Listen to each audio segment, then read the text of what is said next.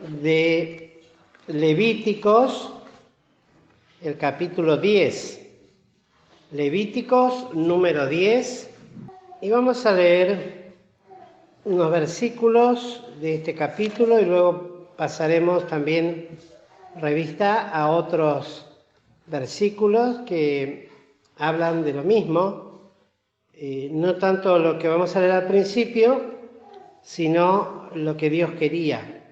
Vamos a ver que eso se ve a lo largo de todo del Nuevo Testamento y por supuesto también nos queda como enseñanza la aplicación para los siervos de Dios del Nuevo Testamento.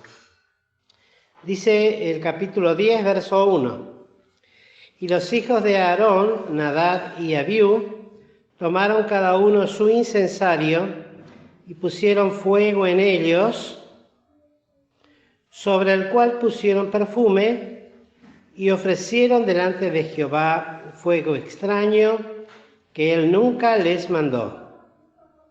Y salió fuego de delante de Jehová, que los quemó, y murieron delante de Jehová. Entonces dijo Moisés a Aarón: esto es lo que habló Jehová diciendo: en mis allegados me santificaré, y en presencia de todo el pueblo seré glorificado. Y Aarón calló.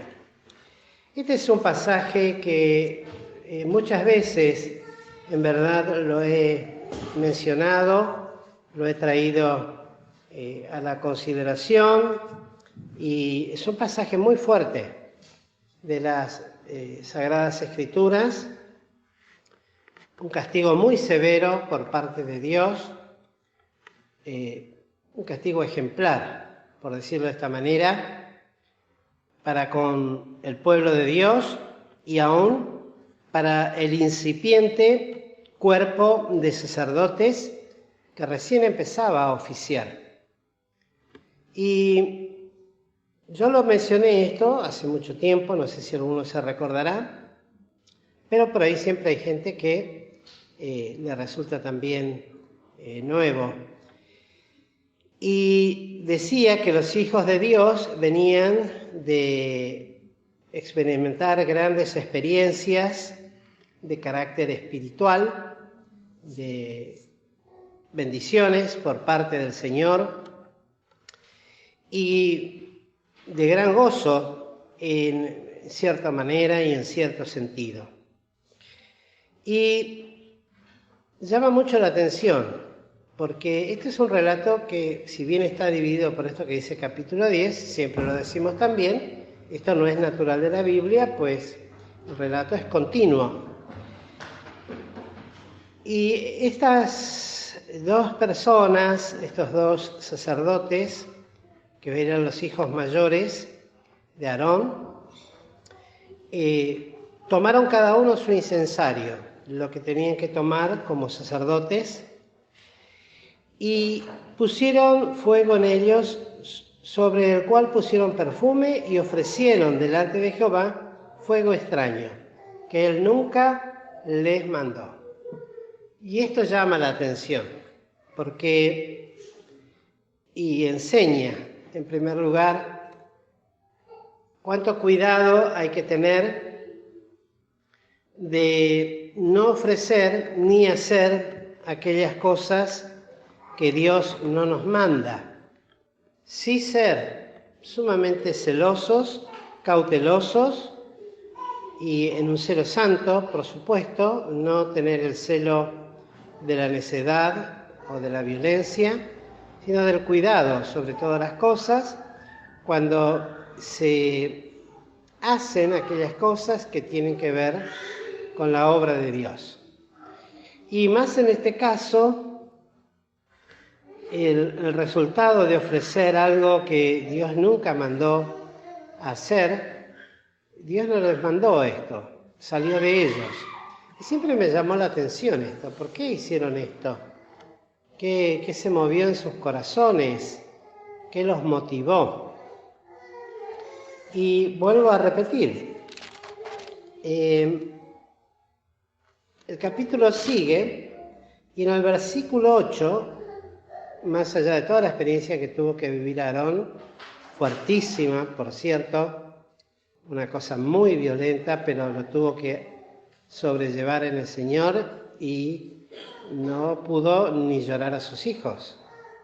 Totalmente prohibido para él, porque donde llorara a sus hijos iba a tener el mismo fin que sus propios hijos. Así que vemos la severidad de Dios también en ese sentido, y así se lo dijo Moisés.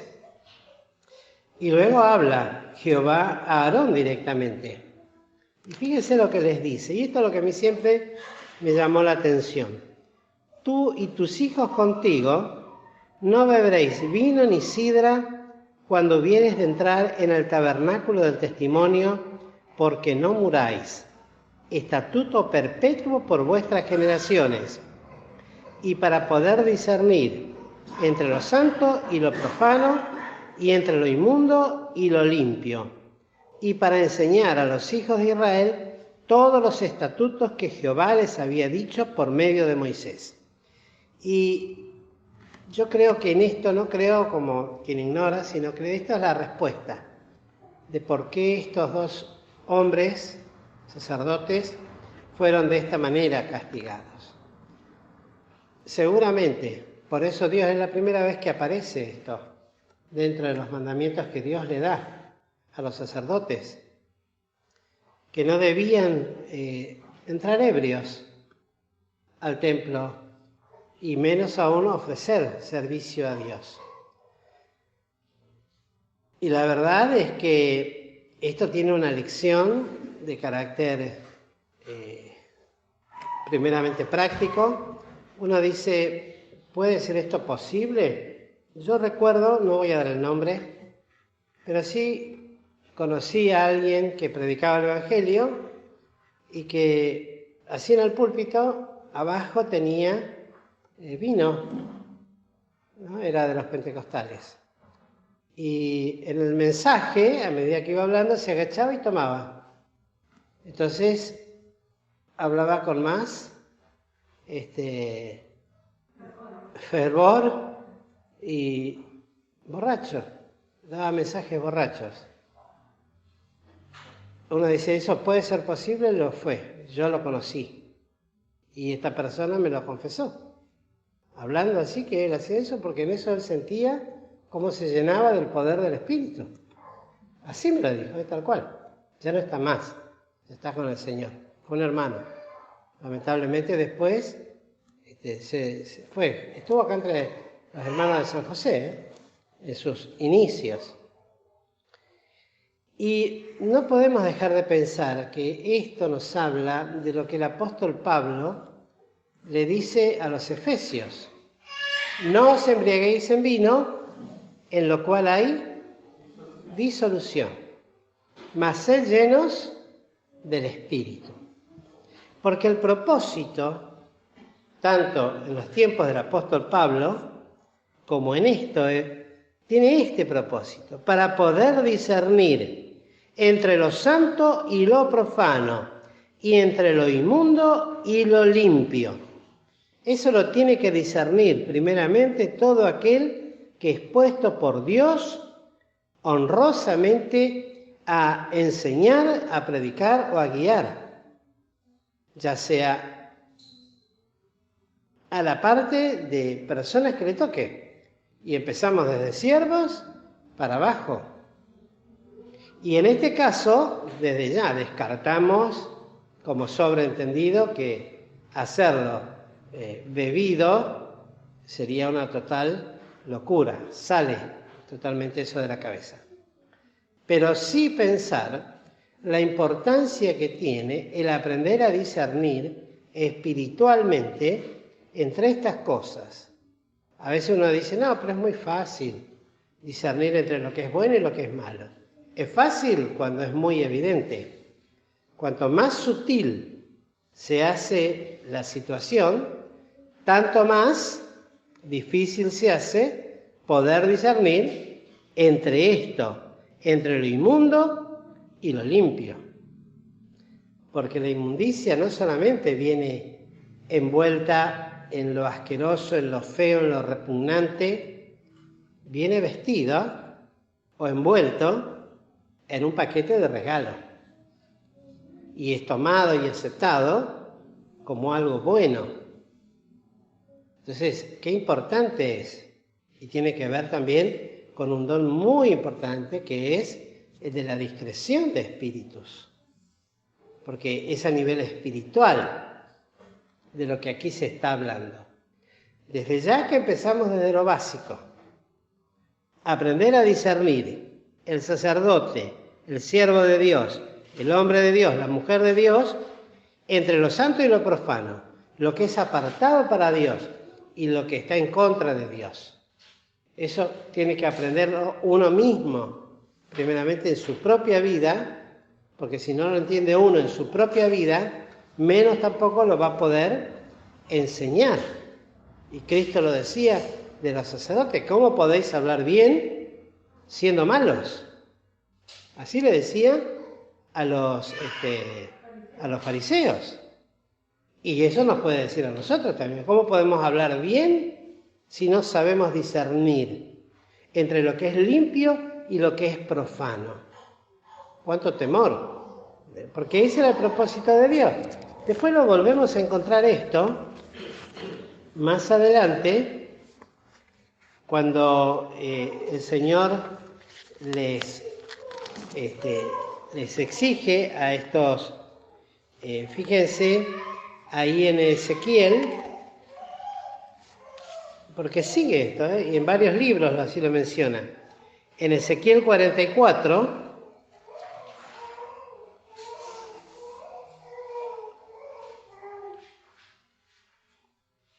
fíjense el versículo 20, que nos dice, y no raparán su cabeza, ni dejarán crecer el cabello, sino que lo recortarán trasquilando sus cabezas. Y ninguno de los sacerdotes, vuelve a repetirlo acá, beberá vino cuando hubiere de entrar en el atrio interior. Y después también otras cosas más en cuanto a lo que haría a su vida personal. Y en el 23, y enseñarán a mi pueblo a hacer diferencia entre lo santo y lo profano, y les enseñarán a discernir entre lo limpio y lo no limpio. Qué importante entonces era esto. No podía haber en ellos ningún tipo de disolución, de mareo, porque si uno toma la aplicación de lo que produce el alcohol en una persona, bueno, de esa forma tenemos que pensar en lo que puede ser cuando un sacerdote no cumple con las cosas que tiene que cumplir en su vida personal. Esa misma confusión que tiene un ebrio cuando está lleno de alcohol, lo tendrá en su vida espiritual y así lo transmitirá. Así lo transmitirá. Cuando Nadab y Abiú ofrecieron un fuego que Dios nunca les mandó que ofreciesen, estaban en esa condición de total ofuscación. Tal vez muy alegres, muy encendidos, todo lo que sea, pero estaban obrando maliciosamente. Y a través de su conducta, por supuesto, también estaban haciendo algo que dejaba un precedente en la conducta de los sacerdotes al porvenir. Y qué importante que es esto, ¿no? Tener tanto cuidado. Siempre repetimos esto. Las puertas que podemos llegar a dejar abiertas con pequeñas cosas. No hace falta dejar mucho espacio. Que quede abierta nomás. Ya eso da lugar a que pueda entrar con el tiempo cualquier suerte de cosas. Y en la conducta personal, de la misma manera. Así como se tiene que aprender uno mismo a discernir esto para la propia vida de uno, después transmitirlo a la luz de la palabra de Dios para con los demás. Si no, no tiene sentido. Si no, tampoco es correcto. No hace la obra que tiene que hacer. ¿Cuándo qué? cuando se puede hablar muy bien, pero en la vida personal no lo es. Y tarde o temprano, ese hablar muy bien se va terminando. A veces no suele suceder que la gente se confía que conoce muy bien la sana doctrina. Pero cuando no acompaña a la práctica, que tiene que ser... Y hoy lo escuchaba eso, miren, en la radio lo escuchaba de un dirigente de fútbol, con respecto a los jugadores de fútbol, que lo que el dirigente decía tenía que acompañar a lo que el dirigente hacía, porque si no también afectaba a sus futbolistas. Yo decía, qué cosa, ¿eh? Cuanto más en cuestiones espirituales. Qué importante que es que si uno puede conocer muy bien la doctrina, pero no continúa con el tiempo ese pensamiento cuando no lo acompaña una vida acorde a lo que está hablando. Hay una dicotomía. Y a veces la gente se cree que porque sabe no va a tener problema, pero a la larga se pisa el palito, como quien dice. Se cometen errores y después eso va en crecimiento y en deterioro y en malestar y en perjuicio, porque ya no puede enseñar lo que aquí dice: enseñarán a mi pueblo a hacer diferencia entre lo santo y lo profano. Lo vuelvo a repetir. Y les enseñarán a discernir entre lo limpio y lo no limpio.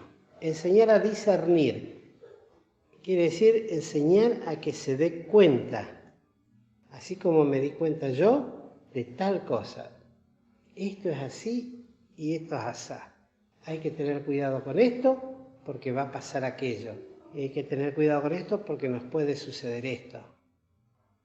¿Me entienden? Creo que no hay mucho para profundizar en esta explicación tan clara. Y termina el libro del Antiguo Testamento, de Malaquías,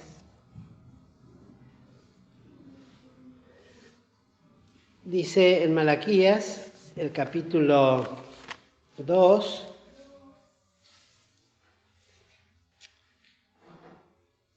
el versículo 7, dice: porque los labios de los sacerdotes han de guardar la sabiduría. Y esa sabiduría es el predicar esta forma de enseñanza al pueblo de Dios, a los hijos de Dios. Y de su boca buscarán la ley, porque mensajero es de Jehová de los ejércitos.